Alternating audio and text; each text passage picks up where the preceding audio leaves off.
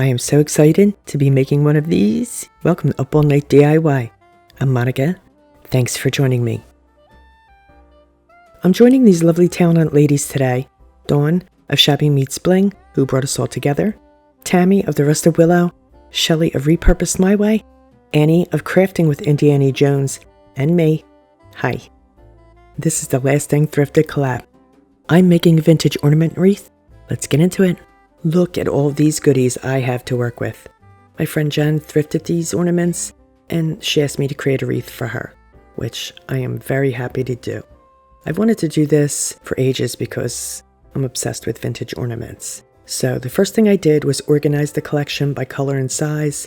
Similar items are together. I grabbed a 15-inch foam wreath form from Michael's and some Silver Garland from Target for a couple of bucks. And I'm going to wrap the garland around my wreath. I'm gluing the end of the garland to the wreath before I start wrapping, just to secure it, keep it manageable. So once that's secure, I'm going to start wrapping. I want the garland to be nice and tight around the wreath, but I'm only gluing it at the beginning and at the end because I want to be able to move it should I need to while wrapping. Okay, I got smart and rolled the garland into a ball to make it easier to handle. This was so much easier this way. Anyway, I continued until the wreath was covered, and then I glued the end to the wreath. I did make sure to secure it down to the actual foam and not, just on the garland. So next I fashioned a hanger from this silver tinsel rope. This stuff is like an oversized pipe cleaner, and I'm making a loop in the center of about 18 inches of the tinsel rope. I want a good amount of rope on either side of the loop because we're going to use that to wrap around the wreath to secure it. So that looks like a good size, and as you can see, I just gave it a twist. And now I'm going to wrap the excess around the wreath.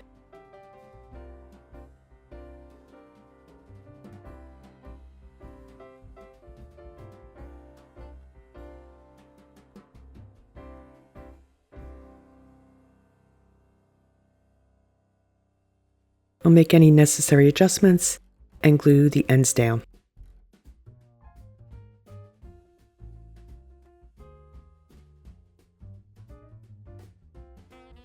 Let the fun begin. I'm going directly opposite of my hanger with these hanging beads. These aren't vintage. I grabbed these from the Dollar Tree. They're like a necklace or something. But I wanted something dangling from the bottom. I like that visual. So I'll attach these to the wreath with floral pins. I use the pins in a few places to make sure that it's nice and secure, and then I'm going to cut off any excess beads. This was a good way to do this because I'm going to want to check to make sure that the beads are hanging just opposite the hanger in the center of the wreath. I'm going to hang the wreath on a door to gauge the beads, that they are where I want them to be. I highly recommend doing this. I lucked out on the first attempt, but you're going to definitely want to double check before you glue anything down. That's why I use the floral pins. Much easier to remove the pins than glue. Okay, we have our dangly bits. This wee Santa caught my eye right away, so I'm going to make him the focal point. He's going to go right here, bottom center. He's fabric, so I'm using 3-in-1 glue, hot glue, as well as a couple of those floral pins to attach him. And he's going to cover up those beads nicely too. I'm putting the floral pins just around his arms, tuck them in there, and he's nice and secure. I'll flank him with these bells, another Dollar Tree purchase, but you know what? They work. I added green and red jingle bells inside the bells for a little extra something. Again, I'm using 3-in-1, hot glue, and floral pins to attach them. I didn't really have anything else that I could have put on either side of him. I wanted balance, so I thought this was a nice way to achieve that, but I do have lots of goodies that we'll put on later.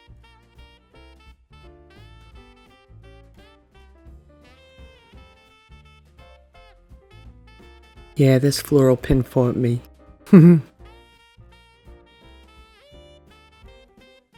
So with E6000, I'm going to add these darling vintage glass balls on either side of the bells. I'm using both E6000 and hot glue on the balls. I recommend using the E6000 because glass and hot glue can be sketch, You know, hot glue isn't great on non-porous surfaces, but E6000 will give us a permanent hold. Hot glue is more for the instant grab.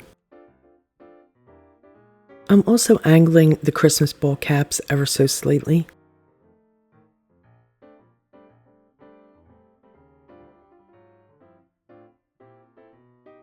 Okay, so next I've chosen some sugared pine cones. They have sweet wee berries on them. I'm going to tuck them just behind the ball at the top. And for the bottom, I'm going to tuck this little pine branch. The pine branches, well, they were in my stash. They were off a different vintage piece that I got last year.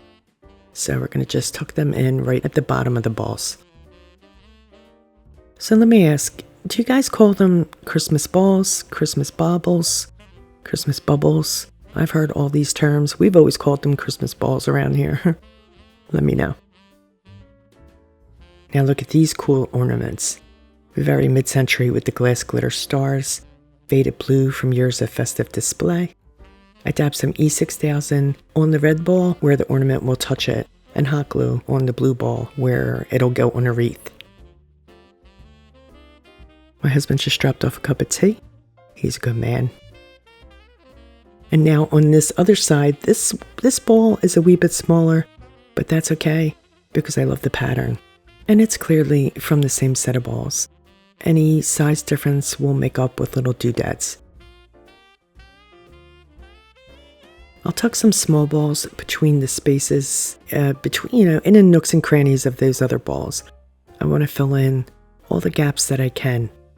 And, well, these jobbies here, they're just little plastic balls, so I'm only using hot glue on them. And so what I'm going to do is what I do on one side, I'll try to do on the other side with a similar size and or type of ornament. I want there to be symmetry between not just the sizes, but also the colors. I want to make sure that all colors I'm using are represented evenly on both sides, as much as possible. Not too shabby.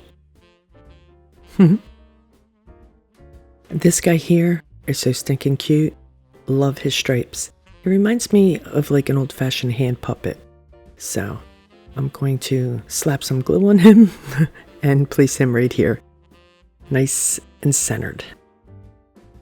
And I have these two really cool drums, so he's going to get one.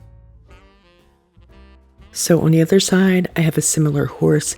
It's clearly from the same set as the puppet, made from the same material. Striped and oh so cute. Reminds me of that striped gum zebra. You know the gum I'm talking about? Held its flavor for like 3 seconds. What's that called? Fruit stripe. Okay, so we'll glue him down, and then he's going to get a drum too, for symmetry. And I'm just using hot glue on any of the fabric and any of the wooden pieces, just hot glue. So we need some vintage bulbs, of course. So I did already put a little E6000 on this, and I'm just going to glue this bad boy down. And a white one on the opposite side, just under the drum. Now the opposite side will get a blue and a green bulb. I remember porches decorated with strands of these bulbs when I was a kid. So bright and festive. I just love them. I'll tuck the green in under the drum. There we go. That looks pretty good, don't you think? Adding more of the wee balls into the nooks and crannies just to fill in those gaps.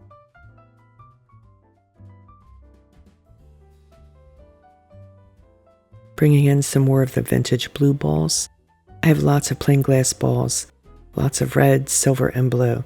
There's only a few with patterns, so I'll use those strategically. Ruh-roh. I thought that broke.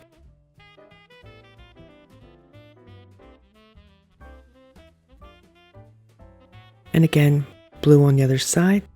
And then it'll get that wee pink one that you see there that has the little, I don't know, leaves or something on it. Oh, they're flowers. Flowers. Okay. Nice. I'm going to add a little hot glue between the two balls there. Make sure they stick together. That's good stuff. Alright, I think we need more green on this side. I think. There's not a whole lot of green vintage balls. There's one really pretty one, but unfortunately I don't have anything similar, so I'm not using it on the wreath. And a touch of gold over here. There we go. As a focal point for the top, I added some crisscross ribbons at the center here. I'm just going to fluff that out a wee bit. I wanted to, pull some stripes up there for balance. And this adorable snowman will go on top. Love him. Just a glob of hot glue will hold him in place. Vintagey goodness right there. We need an elf, of course. She's going to sit atop the green ball on the right hand side here. Not the green ball, but blue ball. Can you tell I'm having fun? This fabulous Santa boot will go opposite the elf. I love this piece. I mean, this is just says it all, doesn't it? Love it. Alright, so this made me sad. As I was gluing on this faceted bauble, it broke. Right? Womp womp. It was the only faceted ornament I had. Harumph. So after cleaning up the shattered pieces, I replaced it with another of the fancier balls. It worked out though because I wanted to use this bell ornament next to the elf, and they're from the same set. So there we go. A little bit of symmetry there, right? We need both more green and more stripes. So while it's not vintage, it does meet my criteria of green and striped. These precious wood toy ornaments will flank that cutie snowman. How cute.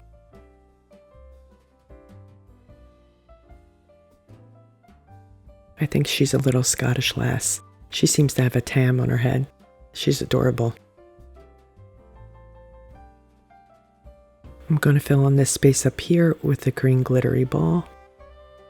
Again, I don't really want any negative space. I want every nook and cranny to have something in it as much as possible. And gold for this side. And as a final touch, Santa will hold this vintage wreath that says Merry Christmas. I'm just going to hot glue it to his belly. And once I looked at it, I did fill in any glaringly negative spaces with little doodads like wee presents, balls, and jingle bells. Here, let's take a final look. I love the way this turned out. Look at all these treasures. And now, I want to make more. I really wish I had more vintage ornaments to work with. This was really just so much fun, and once I got going, I just couldn't stop. Like I said, I really wish I had more to make more of these wreaths. What a great way to display your vintage ornaments, right? So cute.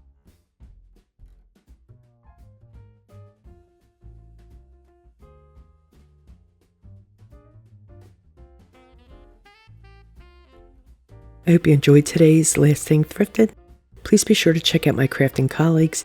You know they'll have some fabulous projects to share for sure. They always impress. You'll find links to their channels, as well as the playlist in the description box, along with a list of my supplies. Go over there and show them some love.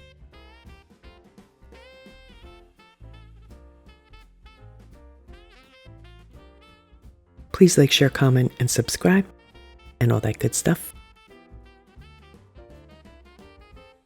Stay creative, my friends. Thanks for hanging with me. See you next time. Up all night with Monica.